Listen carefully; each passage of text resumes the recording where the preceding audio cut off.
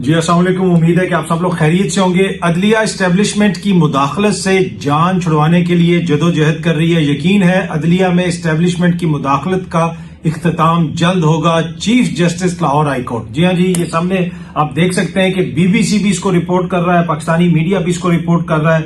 میرا نہیں خیال کہ پاکستان کی تاریخ میں کبھی کسی بھی جمہوری دور میں کسی ہائی کورٹ کے چیف جسٹس نے اس قسم کا بیان دیا ہوگا، اس طرح کی باتیں کی ہوں گی جس طرح آج معزز چیف جسٹس جناب ملک شہزاد صاحب نے اپنے خطاب میں غالباً راولپنڈی میں کسی تقریب سے وہ خطاب کر رہے تھے، وہاں پہ انہوں نے جو باتیں کی، جو الزامات لگائے، جن چیزوں کی طرف اشارہ کیا، وہ انتہائی پریشان کن ہے۔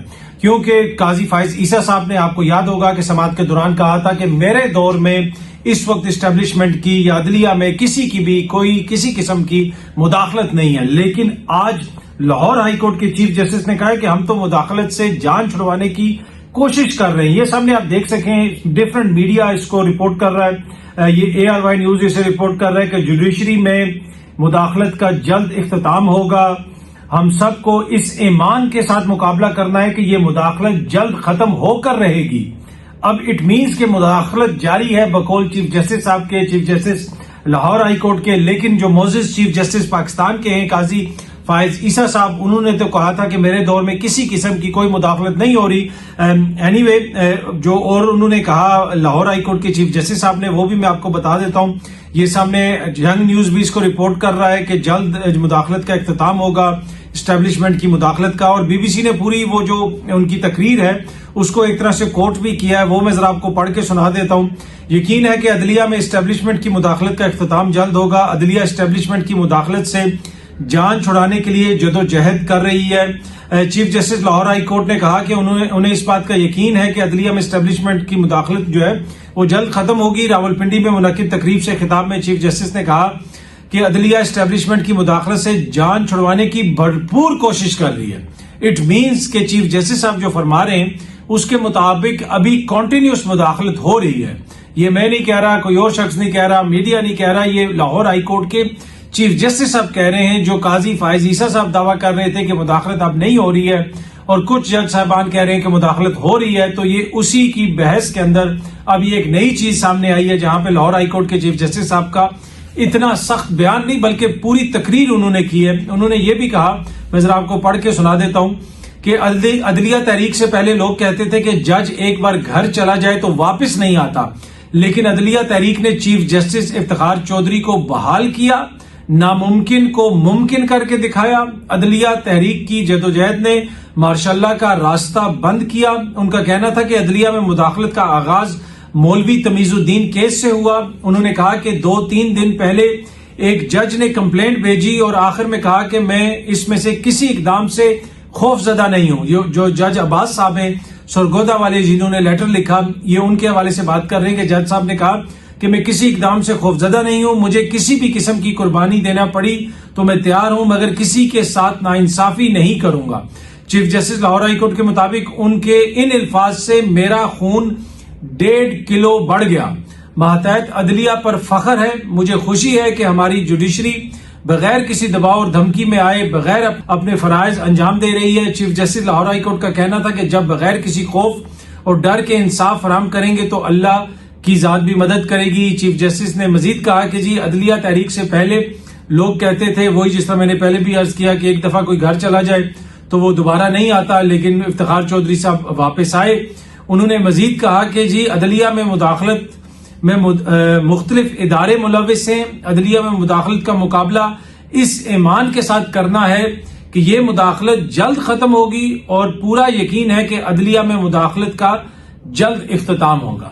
اب یہ انتہائی سنگین نوعیت کے الزامات ہیں، انتہائی سنگین اور انتہائی پریشان کن صورتحال ہے کہ پاکستان کے سب سے بڑے صوبے کا چیف جسٹس یہ کہہ رہے ہیں۔ اب کیا اس کے اوپر جو مداخلت والا سارا کیس چل رہا ہے، 6 ججز کے خط کا معاملہ بھی ہے اسلام آباد ہائی کورٹ کا، اس کیس میں کیا اس کو بھی ریکارڈ کا حصہ بنایا جائے گا؟ اب تو یہ جج صاحب بھی ایلیویٹ ہو گئے ہیں، یہ خود بھی سپریم کورٹ جا رہے ہیں، تو اب دیکھتے ہیں کہ یہ معاملہ آگے کس طرف جاتا ہے۔ لیکن جو معزز جج صاحب نے آج باتیں کی ہیں وہ انتہائی پریشان کن ہے اور کمپلیٹلی اس چیز کے، اس نیریٹو کے اپوزٹ ہیں جو نیریٹو عدالت میں قاضی فائز عیسیٰ صاحب نے بیان کیا کہ جناب اس وقت عدلیہ میں کوئی مداخلت نہیں ہو رہی. وہ یہ کہہ رہے ہیں کہ جی ہم تو مداخلت سے جان چھڑوانے کی کوشش کر رہے ہیں. اور پھر آپ نے دیکھا کہ یہ پھر خبر کوئی پاکستانی میڈیا صرف رپورٹ نہیں کر رہا، عالمی سطح کے اوپر یہ خبر رپورٹ ہو رہی ہے.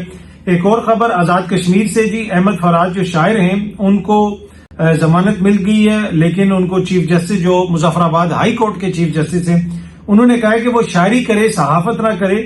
ضمانت تو ان کی انہوں نے منظور کر لی. انہوں نے یہ بھی کامنٹس میں رکھی ہے، غالباً جو ایکسپریس نیوز رپورٹ کر رہا ہے کہ ہمارا اپنا عدالتی نظام ہے آزاد کشمیر کا. چیف جسٹس مظفر آباد ہائی کورٹ نے احمد فراز کی فیملی کو تنبیہ کی کہ آپ اپنے شوہر کو سمجھائیں کہ وہ بے شک اپنی شاعری کے ذریعے جذبات کا اظہار کرے، لیکن احمد فراز صرف شاعری کرے، صحافت نہ کرے. سو آئی ڈونٹ نو یہ آئین کی کون سی شک کے تحت جو ہے پاکستان کے اگر کوئی شاعر ہے تو وہ شاعر صرف شاعری کر سکتا ہے، وہ صحافت نہیں کر سکتا. تو میرے خیال میں پھر جس کا جو کام ہے اس کو وہی کرنا چاہیے.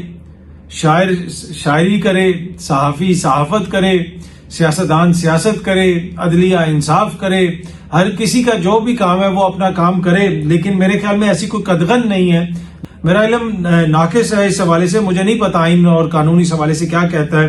کیا کوئی شاعر صحافی نہیں ہو سکتا؟ لیکن معزز چیف جسٹس جو ہے مظفر آباد ہائی کورٹ کے، انہوں نے ان کی فیملی کو تنبیہ کی. اینڈ ممکن ہے کہ ہم تو یہ صرف دیکھ رہے ہیں، یہ جو کامنٹس ہیں، ریمارکس ہیں، ان کو پڑھ رہے ہیں، ہم وہاں پہ موجود نہیں تھے. ہو سکتا ہے کہ ایک لائٹ ہارٹڈ موڈ میں انہوں نے یہ کہا ہو، جس قسم کی مشکلات کا ان کو سامنا رہا، جس طریقے سے وہ اسلام آباد سے غائب ہوئے اور آزاد کشمیر سے برآمد ہوئے، اور وہ ساری جو ہے چیز اب تاریخ کا حصہ ہے. تو شاید انہوں نے کہا کہ یار اس کو سمجھائیں، ایسا نہ کرے. لائٹ ہارٹڈلی انہوں نے یہ بات کی، لیکن میڈیا اس کو رپورٹ کر رہا ہے. اچھا، الیکشن کمیشن جو ہے وہ الیکشن ٹریبیونلز کے خلاف چلا گیا سپریم کورٹ میں. اب اس دور میں جو مذاق ہو رہا ہے اس کی یقین کیجئے واقعی کوئی نظیر نہیں ملتی ہے. ماضی میں ہم دیکھتے ہیں کہ جن لوگوں کو کوئی الیکشن سے گلا شکوہ ہوتا ہے، کوئی شکایت ہوتی ہے، وہ الیکشن ٹریبیونل میں جاتے ہیں، الیکشن ٹریبیونلز بنتے ہیں، وہ فیصلے کرتے ہیں.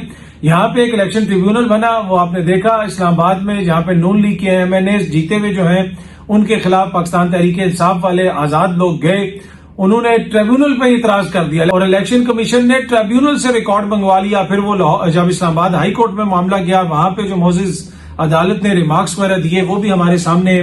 اب الیکشن کمیشن جو ہے وہ ٹریبیونلز کے خلاف سپریم کورٹ میں چلا گیا، کیونکہ لاہور ہائی کورٹ نے ٹریبیونلز کے لیے پہلے بھی آپ کو پتا ہوگا جج صاحبان کے نام دیے ہوئے تھے. الیکشن کمیشن ان کی نوٹیفیکیشن نہیں کر رہا تھا. پھر وہاں پہ ایک پٹیشن گئی، لاہور ہائی کورٹ کا فیصلہ آیا، اس کو مد نظر رکھتے ہوئے ٹریبیونلز بنا دیے. Chief justice Lahore high court نے، جنہوں نے آج بڑے سخت بیانات دیے ہیں، انہوں نے ہی ٹریبیونلز بنا دیے. اب ان ٹریبیونلز کے خلاف کوئی کینڈیڈیٹ نہیں، کوئی وہ بندہ نہیں، بلکہ خود الیکشن کمیشن چلا گیا. اور پاکستان تحریک انصاف تو یہ کہتی ہے کہ ہمیں سب سے بڑا گلا شکوہ جو ہے وہ الیکشن سے ہے، کمیشن سے ہے، کیونکہ انہوں نے مبینہ طور پہ دھاندلی کیا. وہ الزام ان کے اوپر لگاتے ہیں. اس سے بھی جو اگلی بڑی خبر ہے، بریکنگ نیوز یہ ہے کہ الیکشن ٹریبیونلز کے خلاف الیکشن کمیشن سپریم کورٹ میں اس نے درخواست دائر کی. وہ درخواست سماعت کے لیے مقرر بھی ہو گئی ہے جناب. 20 جون کو اس پہ سماعت ہوگی اور قاضی فائز عیسیٰ صاحب اور نعیم افغان صاحب، 2 معزز جج صاحبان جو ہیں، وہ اس کیس کی سماعت کریں گے. آئی ڈونٹ نو اب یہ کیا فیصلہ ہوگا، آگے چیزیں کس طرف جائیں گی. لیکن جس طرح کے ٹریبیونلز بنے تھے، تاثر یہ مل رہا تھا کہ جلد فیصلے آئیں گے اور الیکشن ٹریبیونلز جو ہے وہ ہر کسی کو کہے گا کہ ریکارڈ جمع کرواؤ اور انصاف ہوگا. اور جو جیتا ہوا ہے، چاہے تحریک انصاف والے جھوٹ بول رہے ہیں تو وہ جیل میں جائیں گے اگر انہوں نے کوئی غلط پیپر وہاں پہ جمع کروایا. جس طرح جسٹس جہانگیری صاحب نے کہا تھا، الیکشن ٹریبیونل جو قائم ہوا تھا اسلام آباد میں، انہوں نے کہا تھا کہ جو بھی یہاں پہ آ کے جھوٹ بولے گا، غلط دستاویزات جمع کروائے گا، وہ جیل میں جائے گا. میں فرینزک کرواؤں گا، چاہے باہر سے بھی فرینزک کروانا پڑے، بیان حلفی جمع کروائیں. اس کے بعد جناب ایک دم سے سب کے طوطے اڑ گئے. تو اب جس نے بھی میرے خیال میں جو بھی غلط بیانی کرے، چاہے تحریک انصاف والے غلط الزامات لگا رہے ہیں دھاندلی کے، وہ آئیں ثابت کریں ان ٹریبیونلز کے اندر. نہیں ثابت کر سکتے تو ان کے ساتھ بھی قانون کے مطابق سلوک کیا جائے. جو لوگ جیت کے بیٹھے ہوئے وہ آ کے اپنی جیت ثابت کریں وہاں پہ.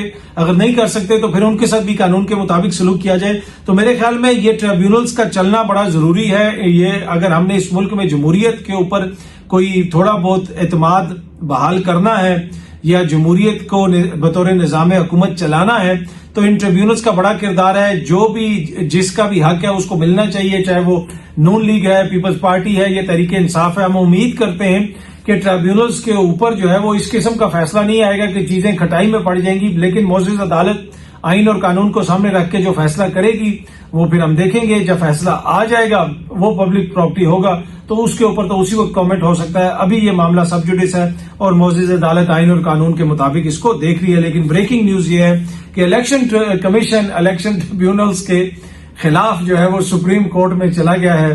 تو اب دیکھتے ہیں کہ وہاں پہ آگے کیا ہوتا ہے. بہت جلدی آپ سب دوستوں سے دوبارہ ملاقات ہوگی. Thank you very much.